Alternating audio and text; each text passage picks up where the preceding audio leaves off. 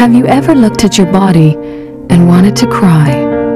Well, that's how I felt before I lost 12 dress sizes and an incredible 63 pounds with hydro. One of the biggest problems, ladies, I know you all hate, cankles. And finally, a solution for cellulite, the before and after. How would you like amazing results like these in only 21 days? Hey, wrinkle face.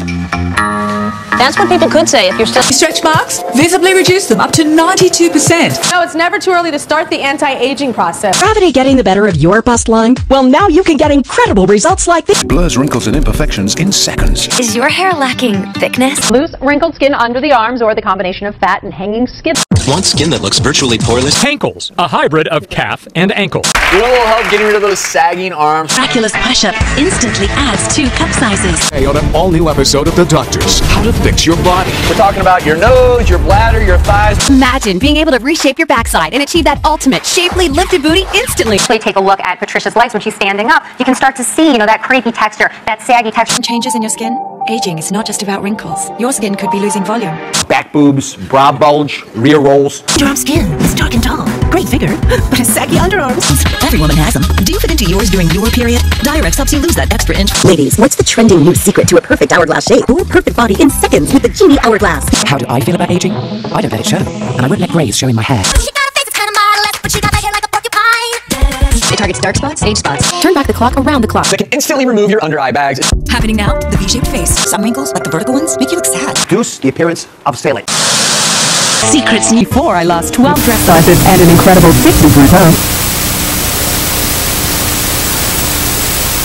Naomi Wolf once said that what girls learn is not the desire for the other, but the desire to be desired. That's what I think of when I watch this scene from Cleo from 5 to 7.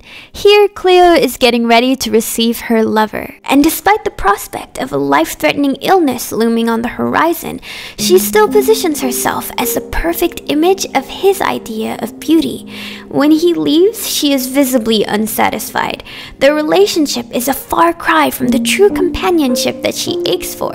Instead of telling her partner about her affliction, Cleo focuses on trying to be as alluring as possible, and this is one of the many ways in which Cleo is robbed of human connection by anxiously fixating on how she is viewed by others. In Cleo from 5 to 7, mirrors are everywhere. Upon waiting for the news of her diagnosis, Cleo gazes at her reflection frequently. She fusses with her hair, tries on hats, and finally rips off her wig in frustration. When Cleo finds out that she may have stomach cancer, she is not only forced to confront the possibility of death, but the reality of her life. And she is hit with the realization that everyone who surrounds her treats her like a thing, a doll. The men she makes music with view her as an aloof client rather than an artistic collaborator. Her assistant infantilizes her but provides no true emotional support. Her lover acknowledges her beauty but not her complexity or her inner battles. The moment she rips off her wig in the mirror marks the beginning of her awakening to the falsehoods that have come to define her existence. Cleo's inability to be herself in a world in which she is defined by her looks have left her with hollow, pseudo-relationships that leave her wholly unprepared to deal with her mortality. But after she breaks away in this moment of agency and roams the streets of Paris alone, mirrors continue to follow her, only now they are fractured, broken, or distorted. As Cleo continues to make her way through Paris, Varda occasionally switches to Cleo's subjective perspective. Cleo attracts the gaze of many, but the attention is disorienting and demeaning.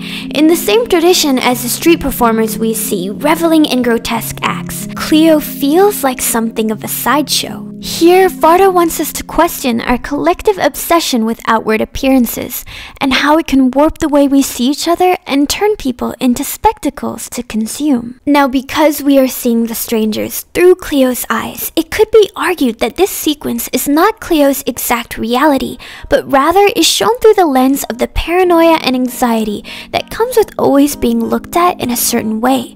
This constant heightened awareness of one's physical appearance in public life speaks to the experience of women in general. Women live in a world where they're taught that their primary form of currency is their appearance, and you can't escape it. Your appearance is so chronically observed by other people that over time you internalize that perspective. So you become an observer of yourself. Instead of moving around, looking out at the world, you spend all of that time imagining how you look to the world. Is my hair okay? Is my forehead shiny? Am I standing up straight? Am I sucking in my stomach? We've internalized this notion that your body is always, always on display for other people, always up for evaluation, so you better keep an eye on it too.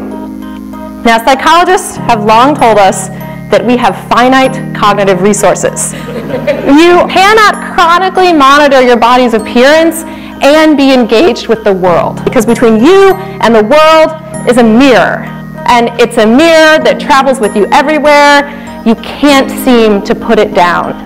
You do not need to look far to observe the ways in which women are constantly made aware of how they should look, and are judged, critiqued, and even mocked and dismissed if they do not fulfill this narrow standard.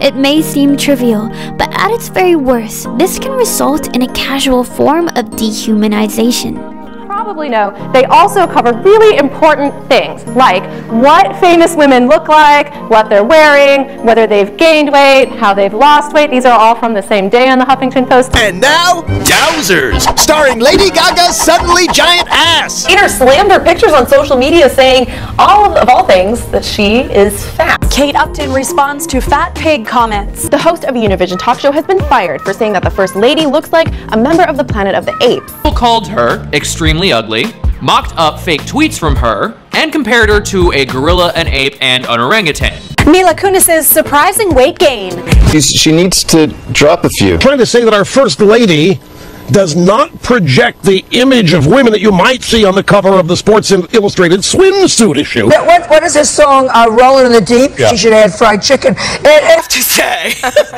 when you put it in the context of you're both 23, yeah, Heidi looks like a hard-living porn star who's 40. Tell me what you don't like about your body. I pretty much like everything. She's in for rude awakening. Your arms, easy toning. I've never had anyone look at my body like that and critique it. Your butt. Although good, there's not enough of it for me. The former Miss Venezuela went from 118 pounds to, well, the number keeps growing. If I were running The View, I'd fire Rosie. I mean, I'd look her right in that fat, ugly face of hers. I'd say, Rosie, you're fired. View with the New York Times, Trump takes it upon himself to randomly rank the America's Got Talent judges' looks, saying, quote, Heidi Klum, sadly, she's no longer a 10. You've called women you don't like fat pigs, dogs, slobs, and disgusting animals. Your Twitter account... Only Rosie O'Donnell. No, it wasn't. Boy discussed as the camera bores in on Fiorina. Look at that face, he cries. Would anyone vote for that? Can you imagine that the face of our next president? This kind of schoolyard bullying is unseemly in anyone, but in a presidential candidate, how is it not an instant ejection button?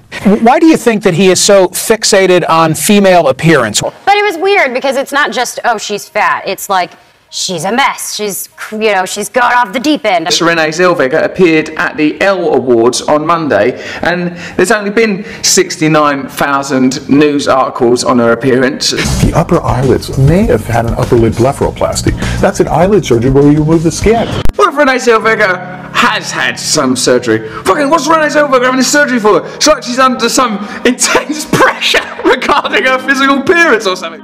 Self-preservation, wanting to look nice, these are all deeply human instincts that have an evolutionary basis. But the way in which our profit-driven culture has exploited these instincts is what's so disturbing. We have so narrowed this idea of what is beautiful, not even beautiful, but what is permissible, acceptable. And yet Cleo is the rare woman who meets this constructed standard. She is tall, thin, white, wrinkle-free. Her look should be one less thing to worry about, and yet she is still consumed by her appearance, even as she grapples with the idea of an imminent death. Varda here implies that being defined by your looks is a kind of prison, whether you are considered beautiful or not. When your entire identity is staked on something that is by nature fleeting and so disconnected from your actual personhood, it can be a trap for even the most privileged. But is this a trap that women are predestined for? Is the way in which we objectify and scrutinize women's bodies simply a part of human nature? Varda doesn't seem to think so. offering us a glimpse of a small space that is far removed from societal ideals of how women should be viewed. Cleo's experience is put into harsh juxtaposition when she visits her friend Dorothy. When we first see her, Dorothy is completely naked and on display, but the atmosphere in the room is not hostile or debasing, but rather calm and contemplative. Dorothy is being drawn both by men and women, and every iteration of her is different and complex. She is at ease with and unashamed of her body and sexuality, but unlike Cleo, she is not defined and therefore entrapped by it. Cleo finds Dorothy's vulnerability unsettling. Dorothy is bare, devoid of any wigs or robes. In Cleo's mind, she has no costume and therefore no barrier to hide the very real contradictions and flaws that make us human. But even so, Dorothy is happy, present in the moment. Spending time with Dorothy allows Cleo to catch a glimpse of what freedom in a female body may look like. With the wigs and the fluffy robes, it is clear to see that Cleo is tirelessly performing someone else's idea of the ideal woman and compromising her selfhood as a result. But after Cleo visits Dorothy, she breaks her compact right outside of the studio. The broken mirror is a hopeful image, something that could possibly signify the shattering of Cleo's compromised identity.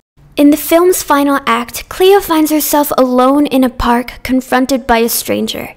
Antoine, who's being shipped off to fight a morally dubious war, is facing down his own mortality as well, and the two form a quick sense of trust and understanding. Through their conversations, we learn that Cleo's real name was not actually Cleo, but Florence, consolidating the idea that Cleo was always performing. Throughout her life, Cleo was a character, an object, a spectacle, but never a person.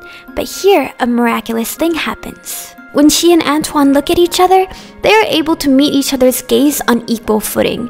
Normally for Cleo, there is a viewer, her lover, her pianist, a stranger on the street, and her, the person who is being viewed.